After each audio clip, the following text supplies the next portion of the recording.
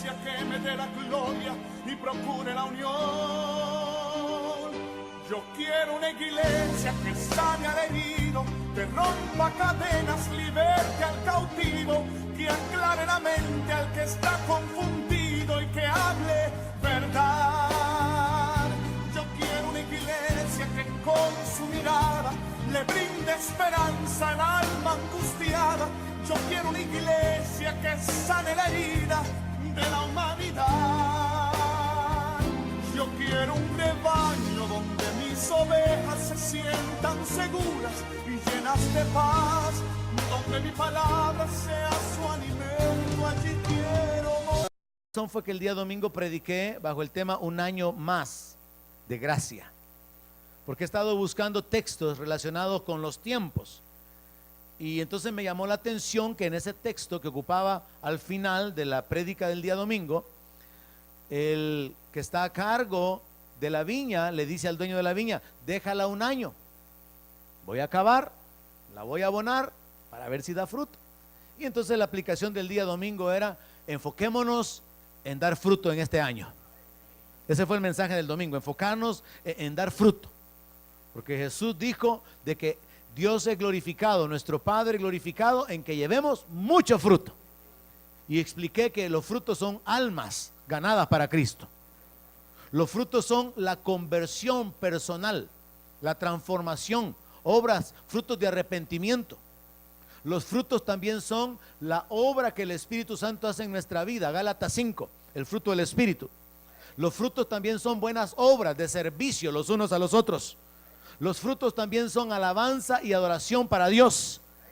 Todas esas áreas son áreas de fructificación. Y también las finanzas producidas para impulsar el reino de Dios.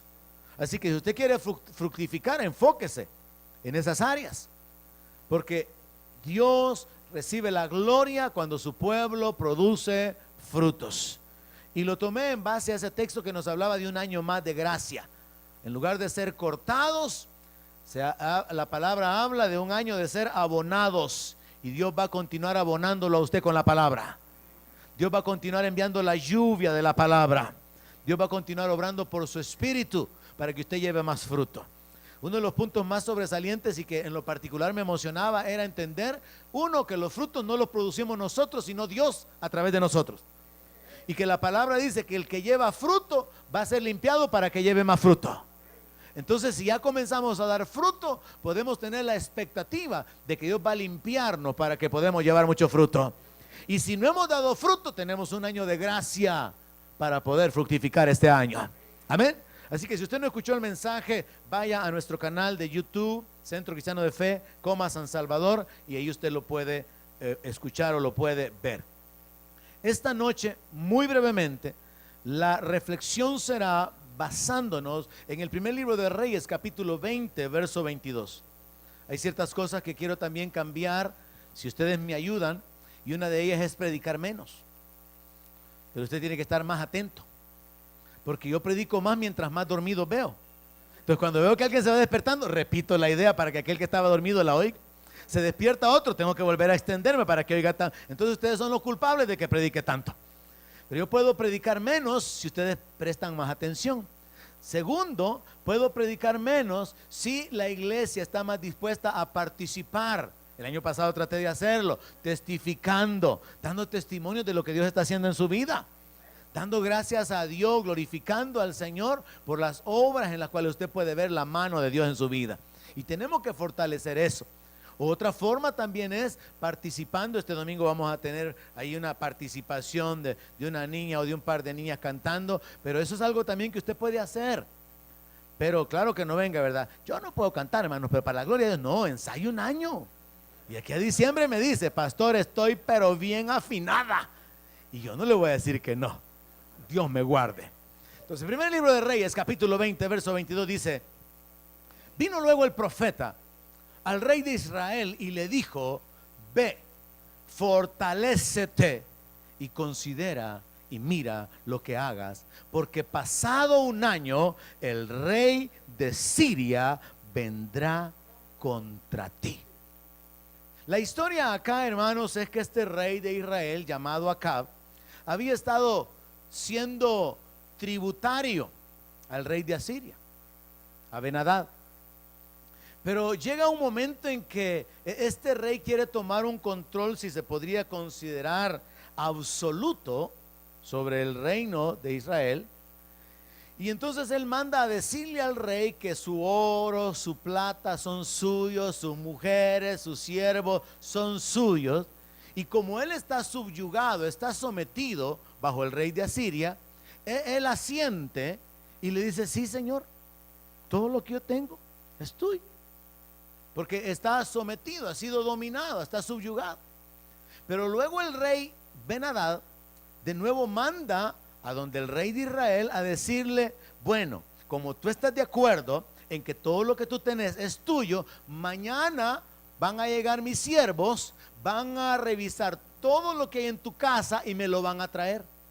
O sea, ya no le bastó al rey con tener el dominio sobre Israel, sino que ahora él quería tomar posesión de la riqueza, quería tomar una posición de mayor autoridad y de mayor dominio. Entonces Acab se siente, como podríamos decir, intimidado ante la posición del rey de Asiria. Convoca a los ancianos y los ancianos le dicen: no le obedezcas, no hagas lo que él te está diciendo, de que le abras las puertas para que se lleve los tesoros y haga como él quiere. Así que él le manda a decir al rey de que no va a acceder al hecho de que se tomen todas las riquezas de Israel y se las lleven. Entonces el rey de Siria lo amenaza diciéndole que van a llegar a arrasar con el reino y que no hay ni suficiente polvo en Israel para los puños de sus soldados. O sea, le está queriendo decir: tengo una cantidad tan numerosa en mi ejército que no hay suficiente tierra para que mis soldados agarren una puñada. En otras palabras, le está diciendo: te vamos a ir a barrer, te vamos a dejar sin nada. Pero Dios, que es misericordioso, toma la iniciativa, como siempre lo hace. Sepa eso, Dios siempre toma la iniciativa, hermano. Y le manda un profeta diciéndole al rey que lo va a librar, que lo va a salvar, que le va a dar la victoria. Y esto, hermano, viene a ser un símbolo de nuestra propia vida de una manera personal. Éramos esclavos del diablo, pero Dios tomó la iniciativa y el Redentor se manifestó para darnos libertad a nuestra vida. Se manifiesta Jesucristo y nos saca de debajo de aquel que tenía mayor poder que nosotros, nos adopta como hijos y Él se coloca de nuestro lado para respaldarnos de una manera continua. Y entonces se cumple la palabra dada por el profeta de que el Señor le había de dar la victoria al rey Acab, que por cierto era un rey malo. Así que nos representa a nosotros, porque Acab era un rey pecador, pero Dios es un Dios bueno, y el Dios bueno atrae a los pecadores para mostrar sobre ellos su gloria, para mostrar sobre ellos su gracia. Y eso es lo que Dios ha hecho sobre nuestra vida. Pero la historia continúa entonces con que después de la derrota viene esta frase que acabamos de leer. Después de que el rey el rey de Israel hirió a Ben-Hadad, hirió a todo el ejército, lo derrotó. Ben-Hadad huye en un caballo, según el verso 20, con alguna gente de caballería. Y el rey hirió a todos y destruyó los carros y deshizo a los sirios, causándole gran estrago. ¿Por qué? Porque Dios estaba involucrado en la batalla. Es por el poder de Dios que se alcanzan las victorias, hermano.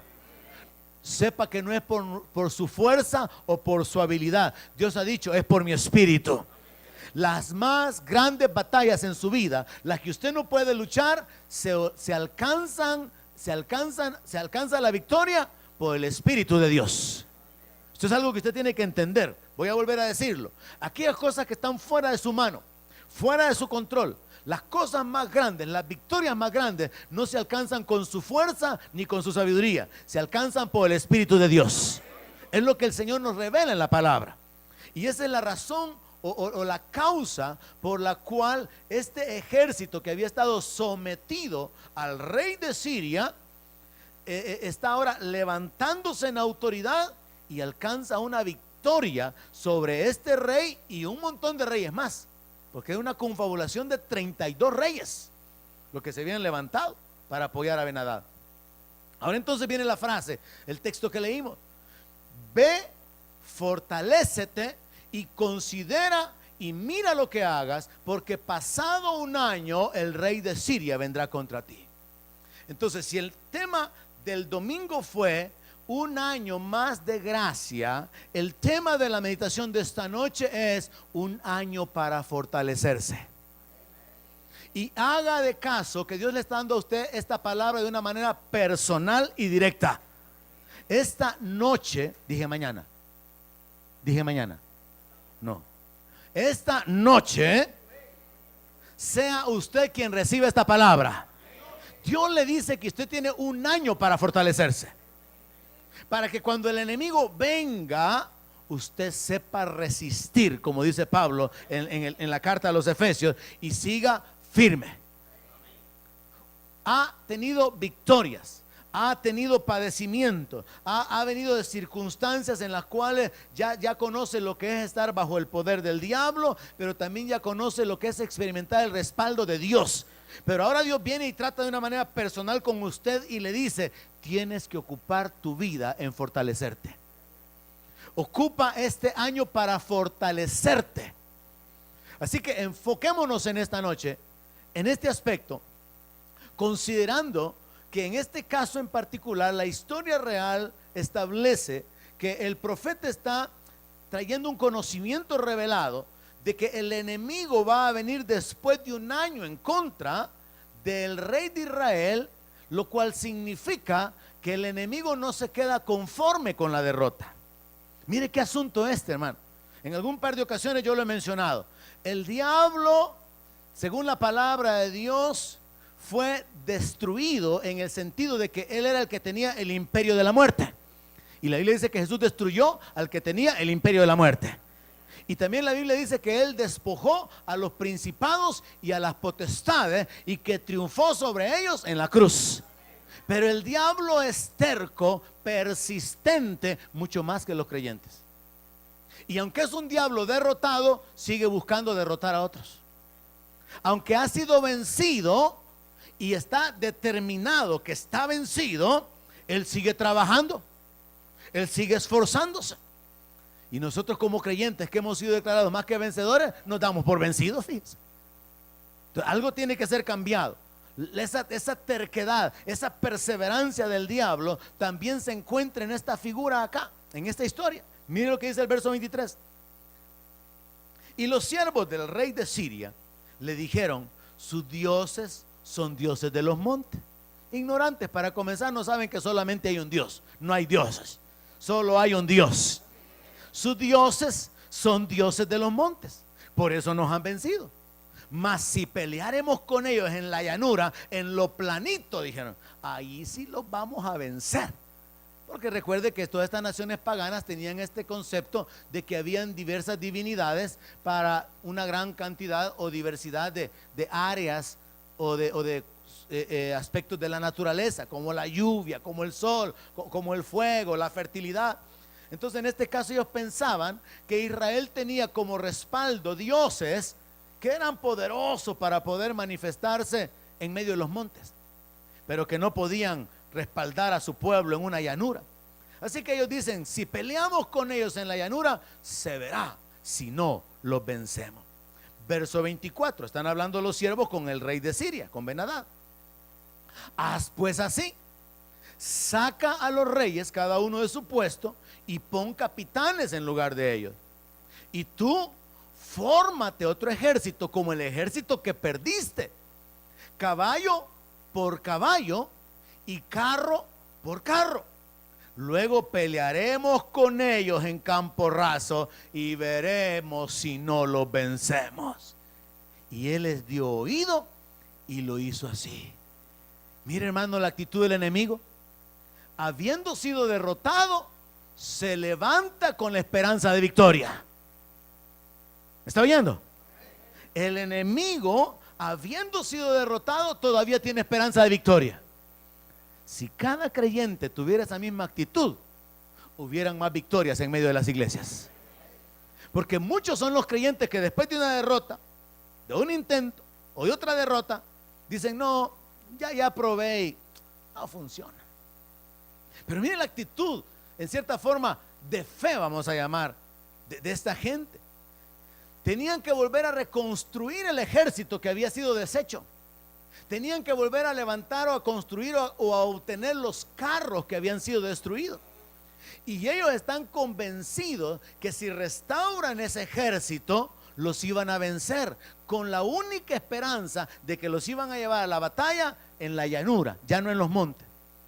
Pero la experiencia y la lógica establecería que si ellos habían sido vencidos ya con este ejército, y ellos no están hablando de duplicar el ejército, de multiplicar el ejército, sino de sustituirlo o de reponerlo, lo lógico es que iban a ser derrotados de nuevo. Pero ellos van con la mentalidad de que van a obtener victoria. Así que en el verso 26 dice, pasado un año, tal y como el profeta lo había mencionado, pasado un año, Ben-Hadad pasó revista al ejército de los sirios y vino a Afec para pelear contra Israel. Verso 27, como Acab había hecho caso de la palabra del profeta, paréntesis, a usted le conviene escuchar la palabra profética, a usted le conviene oír la palabra de Dios, a usted le conviene hacer según la palabra de Dios, según el consejo de Dios. Dice la palabra que los siervos, dice la palabra de Dios que ellos se levantaron, los hijos de Israel, verso 27, fueron también inspeccionados y tomando provisiones fueron al encuentro de ellos y acamparon los hijos de Israel delante de ellos como dos rebañuelos de cabras, y los sirios llenaban la tierra. Mire el escenario, como que eran dos manadas de cabras, un puñado de israelitas aquí, otro puñado por allá, pero los sirios estaba un mar de gente.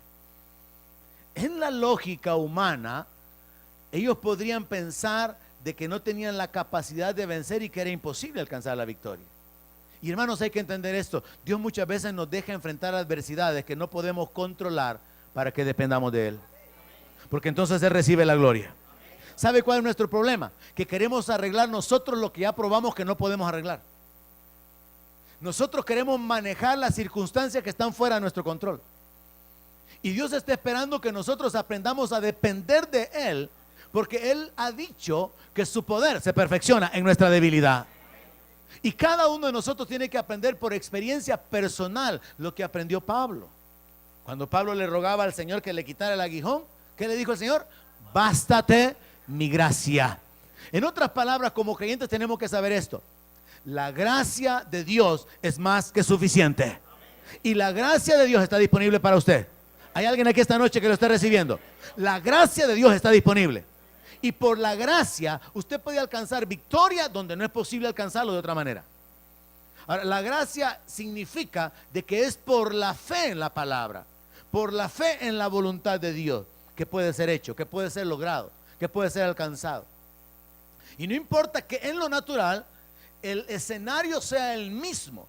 Dos rebaños de cabras, es lo que parecía el ejército de Israel. Dos puñados de gente contra un mar de soldados de Siria. Imposible obtener la victoria. Pero cuando uno ya ha tenido una victoria en el Señor, tiene la confianza de que pueden haber dos victorias en el Señor. Y cuando ha tenido dos, sabe que pueden haber tres. Y sabe que pueden haber cuatro.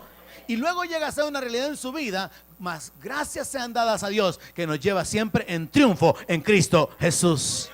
Porque esa es la voluntad de Dios: llevarnos de triunfo en triunfo, de gloria en gloria, de poder en poder. ¿Cuál es nuestro problema? No todos logramos descubrir cómo vivir de gloria en gloria, sino que decimos: ay, hermano, me caí de ¿dónde dicen? Del fuego para caer en la brasa, así se ve. Ay, hermano, me está lloviendo sobre mojado. Ay, hermano, no solamente estoy pando, sino que estoy cuico. Ay, hermano, estoy salado y por el otro lado simple. No hayamos ni que agregarle al asunto, ¿verdad? Pero ¿qué dice la palabra de Dios, hermano? Que Dios obra de tal manera a favor nuestro que no hay ni ángeles, ni principado, ni nada creado, ni lo presente, ni lo porvenir, que nos pueda separar del amor de Dios en Cristo Jesús. Hermano, la palabra de Dios es contundente, es radical. Todo el gran problema es creer la palabra, porque al no creer la palabra hacemos a nuestra manera. ¿Qué es lo que pasa con el rey? De nuevo, el rey de Israel recibe la visita de un varón de Dios, verso 28. El varón de Dios viene al rey y le dice: así dice Jehová, por cuanto los sirios han dicho que Jehová es Dios de los montes y no Dios de los valles, te voy a entregar esta gran multitud en tu mano para que conozcáis que yo soy Jehová. Cuando los enemigos hablan acerca de la falta de poder de su Dios, cuando los enemigos lo maldicen, lo señalan, le hacen ver su necesidad, su condición, ellos están provocando a Dios. Y esa provocación causa que Dios de nuevo tome la iniciativa. Y entonces sucede, según la historia, que el Señor cumple esta palabra de entregarle por segunda vez al ejército de Siria. Verso 29, 7 días estuvieron acampados los unos frente a los otros, y al séptimo día se dio la batalla, y los hijos de Israel mataron de los sirios en un solo día 100,000 hombres. Una victoria dada por el Señor. Las más grandes victorias usted las va a conseguir en el poder del Espíritu de Dios. Cuando usted no sepa qué hacer con sus hijos, Dios sí sabe qué hacer con sus hijos. Cuando usted no sepa qué hacer con sus finanzas, Dios sí sabe qué hacer con sus finanzas. Cuando usted no sepa qué hacer con su enfermedad, Dios sí sabe qué hacer con su enfermedad, deshacerla. Dios sí puede hacerlo. Pero como dije, el trato, hermano, para que yo predique menos es que usted preste atención. Cuando yo vea que todos están atentos y todos recibieron, me voy a dar por satisfecho y me voy a bajar. Cuando veo que falta alguien todavía que está asimilando, voy a tener que seguir. Así que, hermano, las más grandes victorias se consiguen por la fe. Y es Dios obrando por su Espíritu. Y los hijos de Israel, esos 2 rebaños de cabras, de una manera simbólica, mataron a 100,000 hombres.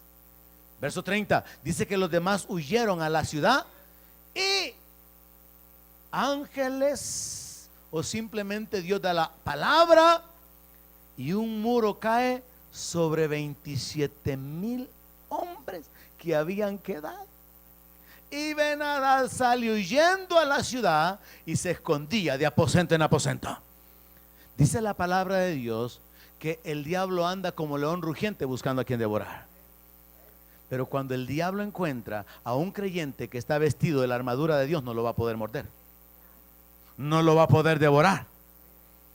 Cuando el diablo ve a alguien revestido de Cristo, porque eso es lo que dice Pablo en Gálatas, que ya no hay varón ni hembra, ni judío ni gentil, sino que todos estamos revestidos de Cristo. Cuando el diablo mira a alguien revestido de Cristo, de la autoridad de Cristo, de la justicia de Cristo, es el diablo quien tiene que huir. Y por eso la palabra dice: resistid al diablo y él. Pero hay un montón de creyentes huyendo del diablo. Este es el año de fortalecerse. Este es el año de levantarse en el nombre del Señor.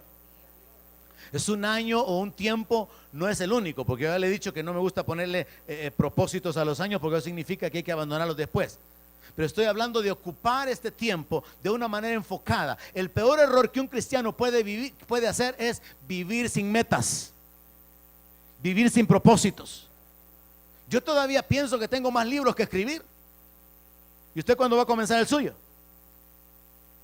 Yo ya pienso que todavía podemos extendernos como iglesia y que hay mucho trabajo que hacer en el ministerio de la enseñanza. ¿Y usted cuándo se va a involucrar? Yo todavía pienso que hay mucha área y mucho campo para el área evangelística. Hago mi parte, hago el ánimo, estoy haciendo la UPA, pero ¿usted cuándo lo va a hacer? Su puesto no es aquí sentado en la iglesia. Este es un lugar de entrenamiento para ir a hacer la obra de Dios allá afuera. Dios no está contento y orgulloso porque usted viene a la iglesia. Dios quiere que usted lleve fruto. Pero para poder dar fruto hay que madurar. Y esto es una decisión voluntaria en lo espiritual.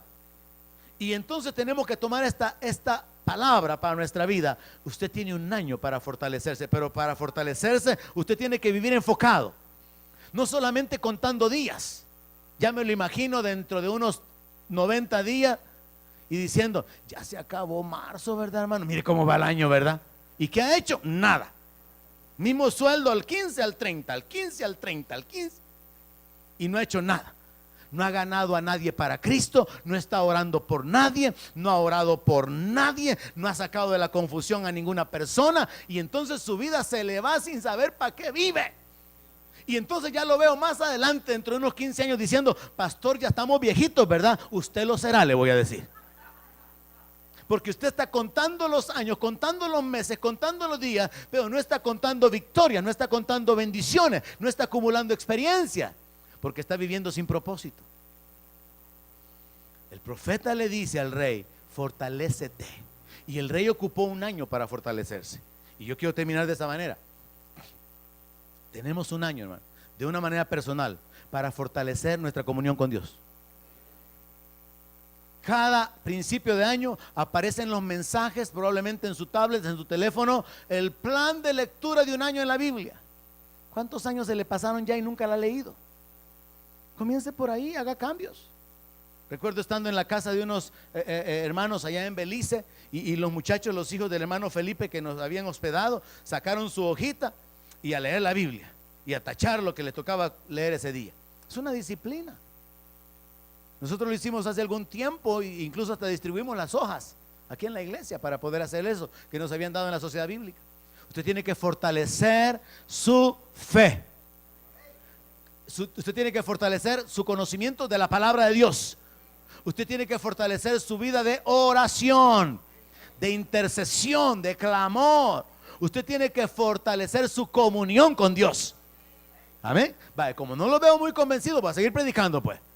Cuando ya los vea todos sonrientes y con los ojos así bien abiertos, voy a entender que ya la agarraron. Necesitamos enfocarnos este año en fortalecernos, hermano. Como iglesia hay que fortalecer el ministerio de enseñanza. Hay que fortalecer el fluir en la alabanza y la adoración. Hay que fortalecer la oración. La palabra dice que la oración eficaz del justo puede mucho. Pero si nuestras oraciones están, hermano, que son vueltas y vueltas y todo atravesado, ¿qué resultado va a haber? Tenemos que aprender a orar. Tenemos que fortalecer la oración. ¿Cómo? En la presencia de Dios.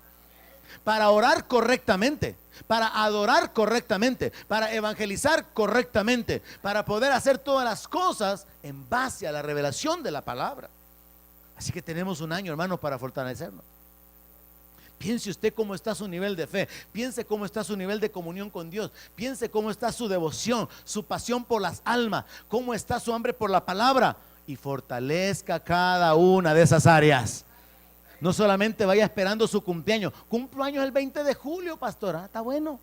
Ahí se acuerda del mío antes para que me acuerde del suyo. Tal vez por si acaso. Porque yo tengo que acordarme de 200 y usted solo tiene que acordarse de mí. Así que es más fácil para ustedes.